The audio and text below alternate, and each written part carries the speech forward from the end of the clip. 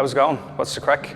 Welcome to the award ceremony for the Waterford Poetry Prize 2021. We're here in the Waterford Gallery of Art. And just to explain, I'm going to read out the prize winners one by one in reverse chronological order. Third place first, second place after that, and first to finish. Yeah, and just to say, the Waterford Poetry Prize, it's been a brilliant year, amazing entries, really tough job to select the winners. And it's been a real pleasure to do it again. And it's great to actually be down here in Waterford, because last year, due to the restrictions, couldn't make it down, had to record the ceremony in the salubrious surroundings of my bedroom. So it's brilliant to be here, and I really recommend Waterford to anyone who's coming down. I've been here today, just overjoyed to swing around by Reginald's Tower and see the bright sunshine on the river shore. It's a quality spot. I have to be careful now. I would live here if I could, I was going to say, but I love Dublin as well. So just to get straight into it and to share and announce the third prize winner, who is John Paul Davies, with the poem A Sketch of the Missing. So I'm going to read the poem so you can all hear how great it is, and then talk a little bit about why I chose it. So, A Sketch of the Missing. A sketch of the missing. Comeback day, we conjure Colin's return. Picture him stop starting into class. Coordination shot. The circuit between brain and response hijacked. Escaped sheep stand fast in a lane. Told to think of him as the new kid, we daydream of half-speed ghost trains. Popped coloured bulbs, the size of his heart, swollen to a space hopper. A failed experiment. Colin the android boy's batteries won't charge.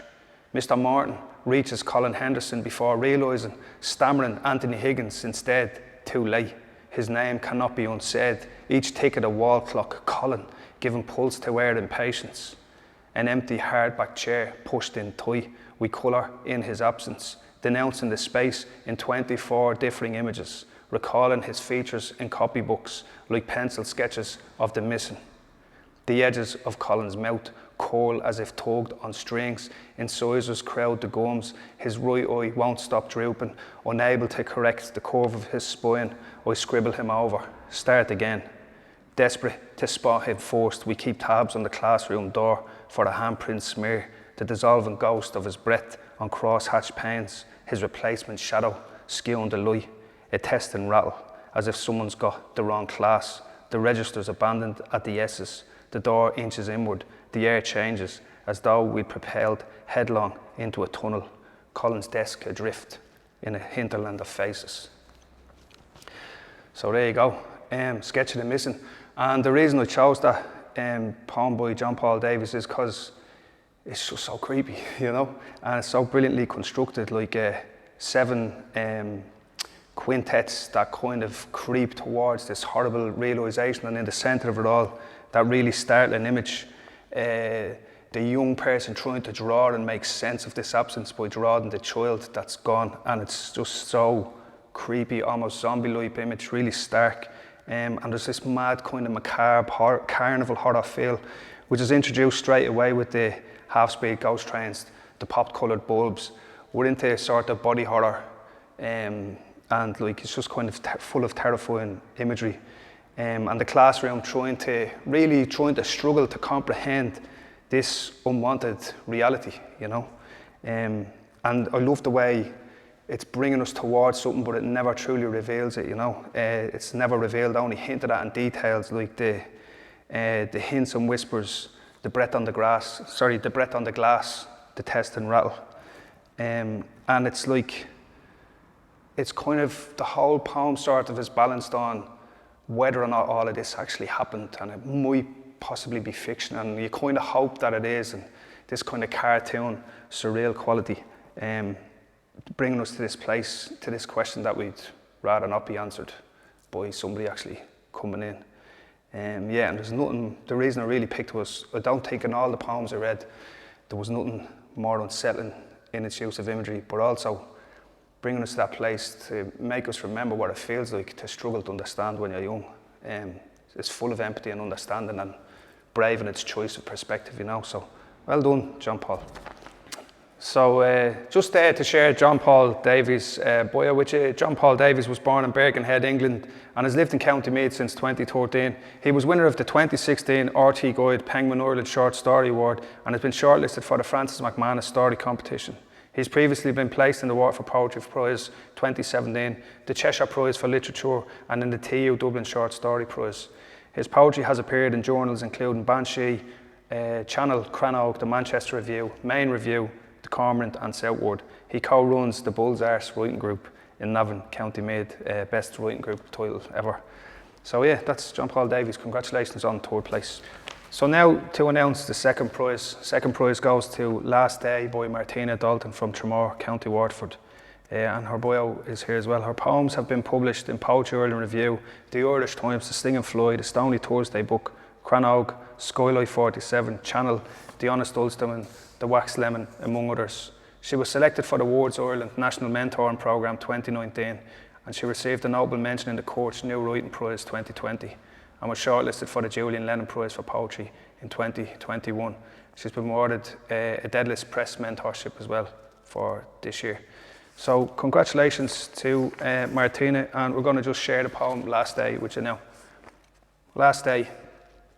And I remember the last day when you could walk, how I'd rolled the wheelchair out behind your back, through your workshop so you wouldn't see, past the wooden ramps you'd made to lift the cars you'd brought home to fix, where you used to lie in the freezing cold on the flat of your back, repairing for all the things you'd never had. How I'd ordered 99s for both of us on the journey out. Don't hold back, I warned the young girl in the shop as she filled your cone. I'll pay anything extra now to pay him back, to make it last. How we sat and laughed when it collapsed, ice cream dripping all over your good shirt. How you used your hanky like an oily cloth to mop it up. Knew how redundant that shirt would become once I got you home. How we drove all day along the coast. I showed you all the places I'd ever been that brought me joy. And how I knew with all our talk I'd left it late. Hoped that this might be a day the sun could do without its sunset. And how when morning came, the doctor phoned and said you were so upset to find yourself in a hydraulic bed, not knowing which way was up, and thinking that you had dreamt it all, and wanting to hear it again from me, that you had been somewhere, that it had mattered. There you go. Really powerful poem there, kind of an emotional dropkick. Really made me feel something. And I remember poet Owen Rogers saying to me once, a poem can be put together whatever way it wants once it makes you feel something. And yeah, congratulations on that poem. It's really beautiful. Broke into lovely, tidy quatrains that really should be octets, you know, but they're broken. There's this separation sort of on the whole poem, and it's shown up in its own structure. Yeah,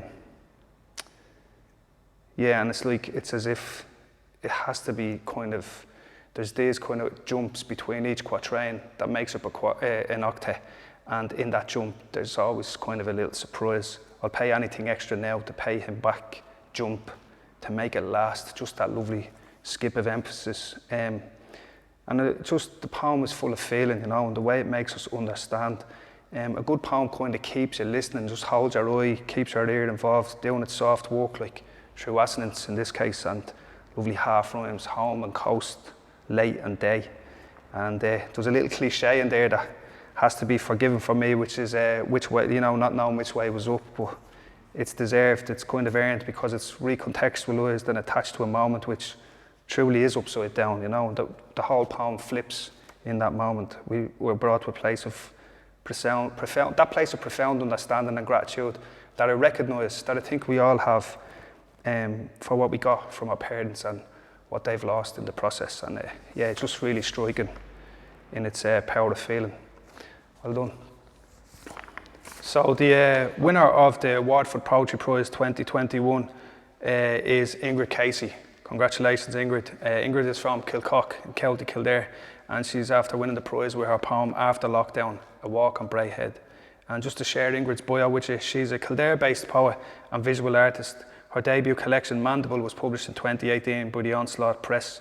In 2019, she edited the anthology of young Irish poets, which was translated into Greek by Vaxicon Press. She has worked with Inspire Gallery Dublin and produced Through the Cracks, Pro Bono, a documentary highlighting family homelessness in 21st century Ireland, and that website is www.throughthecracks.ie. She commenced writing in 2015, and since then her poetry and prose has appeared in literary journals of note, both in Ireland and internationally, as well as being commended in several competitions. Her writing is described as visceral, feminist and political. She is a John Hewitt Scholarship recipient and an award-winning alumnus of Meath University. So congratulations, Ingrid. I'm going to share that poem to you now after lockdown, A Walk on Bray Head. Descending amongst flaming gorse, Ulexi, think of ibex, think of heart, earth, old roots branch, care where live a trinity, head or horns bring cervix, cerebrum, cornucopia, cranium, keratin, or to grow, swell, crescare, the waves azure below, a symphony, then also heat, fire, carbon, cremere, this batholith of quartzite enveloped in mica schist. Most all of our dates have been in my sitting room, love flames in place of heart. Hestia gave herself to Vesta. Meteorites fell from the same named asteroid. Earthly carbonaceous chondroids, say, contain chemistry, twinning vestal waters. Earth's liquids accreted in a dance with its rock. You find me, too, a wet planet, with all your hard Dalmatian promontories and hort pebbles and heat. We are sun-eyed in fours, pieces of nature this moment. We talk about the first ever stream and the first ever rain. This head was formed from the very push of Pangaean plates that appled Appalachians, birthed Susquehanna, that sounds so like a whisper. Passion is an argument dumping 71 inches of rain on La Reunion, far-flung cyclones. Our love is heady orogeny, buckling and folding us and rising up, defying erosion. Let that come later. Today, sphagnum runs our limbs, Rayleigh scattering glistens our eyelids, eskers, acclivities mould us. No Bora or Mistral or Sirocco disturbs new neural pathways. Now we are streams, rains, a deluge into each other's hearts. I have to stop myself, of course, because it's an amazing poem. What a cracker of a poem. And just like the title reminds us, and it's only hinted at once there, most all of our dates have been in my sitting room, love flames in place of heart. This is a lockdown poem. This opens up in this beautiful way, the way we all felt when we were free again, you know. But then the double freedom of falling in love and getting to leave yourself and fall into another. And it's just like there's words, it's just a brilliant sort of celebration and joy of words themselves. Lovely, big, multi-syllable words that seem chosen for their sound, but sort of paradoxically have to be read. Maybe even looked up, you know, in a couple of instances. Big, sumptuous, flamboyant, kind of Latinate words, but lovely, clunky words as well, you know. And they're all kind of constructed and put together into this beautiful avalanche. And not even as clunky as an avalanche, more like, as it says in the poem, a deluge. I gave this poem, I swear to God, I gave this poem a standing ovation in my house. When I read it first, it was just like, yes. And yesterday when I was doing an event for Waterford Writers Weekend, I was asked what poem best describes love for me right now, and I thought, this is it, you know. I love the end of separateness in it, the way everything just merges together. And when you're in love, everything feels connected to everything, and everything's brilliant, and everything inspires you, you know. And just the words like orogeny, sphagnum, like that little moss that grows everywhere. And orogeny is the art, the like kind of geographical thing of like mountain building itself. And it's kind of feels like a genderless poem as well. So, you know, any reader can feel themselves in it, can become the subject of the poem. But there's a couple of subtle hints that gives away that it's kind of from a woman's perspective, falling in love with somebody that might have a bit of damage. There's kind of like all this Buckley kind of stuff going on. And it might even be like there was definitely a sense of something international going on, a sense of, and then it, you know, breaks out into the cosmic, and the way Hestia crashes into Vesta, which are the Greek god turning into the Roman god, were in the clash of history in the sitting room with the heart, you know, and then out back up into the cosmos with the meteorite that crashes down. And a good poem like this, it's all about, like, love works like gravity, you know, it's all about something getting pulled towards you, you being pulled towards something. But when you like a good poem as well, it's a bit like when you start pulling things into it, you can lose control and you can pull everything into it, and it becomes a bit like a black hole, and it starts to lose meaning and it gets a bit confusing. But this doesn't. And one of the things that I was really inspired about it was its sense of control, pulling everything in, but then knowing when to stop. And it really feels like it's full of internal rhymes, not a single end rhyme that I could see. No form, but the form, it makes itself. And for me, it's a real 24th century poem, both in style and subject. So yeah, brilliant. Hats off, congratulations, standing ovation from my bedroom when I read it first after lockdown, a walk on Bray Head. Thank you. So that's the end of the award ceremony here from the Waterford Gallery of Art. And just to say a quick thanks to Nora and Margaret and Emer for putting this all together. And well done to the winning poets, but also to everybody who didn't get shortlisted. Apologies for that, because you know the way it is. I can remember being at I was shortlisted for the Hennessy Awards 4 times and I never won it, and there was always this moment where afterwards when you're sitting outside with all the shortlisted writers, and it's like, and I remember someone saying to me once, we should all be celebrated, you know, because we've made it that far. And I'd just like to congratulate you on sending your poem in. There was really, and don't get disheartened, because yeah, like as you can see there, one of the winners this year was shortlisted a couple of years back. So keep on going, and yeah, thanks again.